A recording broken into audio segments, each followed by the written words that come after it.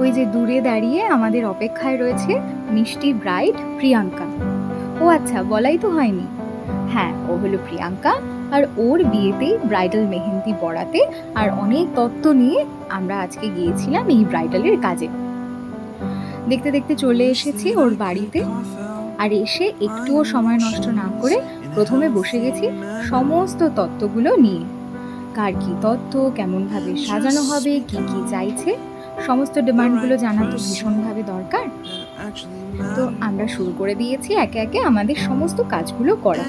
হাতে সময় খুব কম, প্রচুর কাজ, সবটা যত তাড়াতাড়ি সম্ভব এই গরমের মধ্যে কমপ্লিট করতে হবে।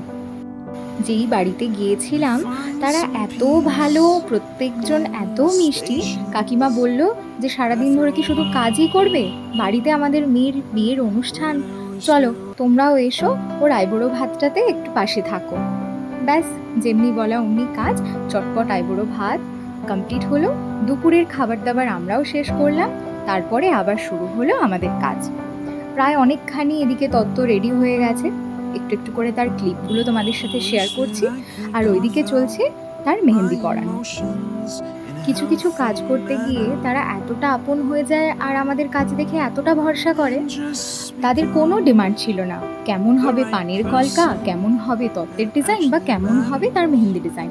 শুধু বলেছিল একেবারে নিজের মতো করে নিজের ভেবে কাজ করো, খুব বিশাল কিছু চাই না, জাস্ট সিম্পল অ্যান্ড সুন্দর। আর আমরাও মন খুলে একেবারে ভীষণভাবে যত্নে কাজটা করার চেষ্টা করেছি। একটু দেখিয়ে দিই কেমন হয়েছে তার মেহেন্দির ডিজাইনগুলো। এবার জেনে নিই কেমন লেগেছে আমাদের কাজ। মেহেন্দি কেমন লাগলো? সবকিছু পছন্দ হয়েছে তো ডিজাইন? নেল থেকে শুরু করে মেহেন্দি খুব সুন্দর। Thank you.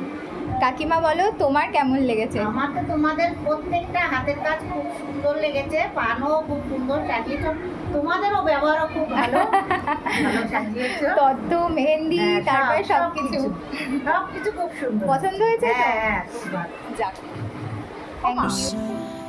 সবার ভালোবাসা নিয়ে তাদের স্যাটিসফাইড করতে পারলে আমরাও ভীষণ খুশি।